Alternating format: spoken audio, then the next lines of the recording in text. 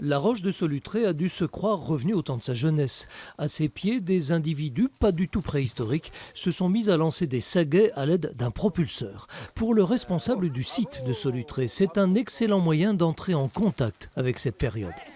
C'est vraiment montrer la préhistoire par le geste, avoir une pédagogie du geste, une archéologie du geste et être dans de la démonstration, dans de l'expérience plutôt que uniquement dans un discours.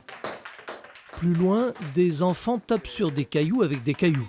On se dit qu'il s'agit de l'atelier défouloir, mais pas du tout. Allons donc nous renseigner.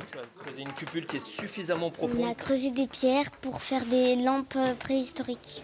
Vous avez vu, il n'y a pas besoin d'un grand trou, il faut qu'il y ait un tout petit peu de profondeur. Et après, il va falloir mettre de la graisse et une mèche. Au centre de l'atelier, voici le modèle. Dans la cupule, à savoir le trou, la graisse animale brûle par le biais d'une mèche. Avec ça de graisse, ma lampe elle peut tenir plus de 3 heures. Oui, mais pour allumer la mèche, il a fallu du feu.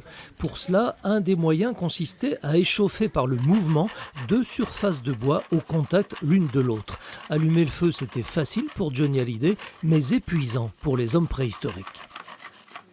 Il y a toute une part de l'archéologie dite expérimentale où on va tester les différentes techniques en faisant varier les paramètres, les différents bois, les différents combustibles, etc. Et on va essayer de s'approcher comme eux ont fait à leur époque, de façon vraiment empirique. Nous aussi, on va le faire pour essayer de retrouver les techniques.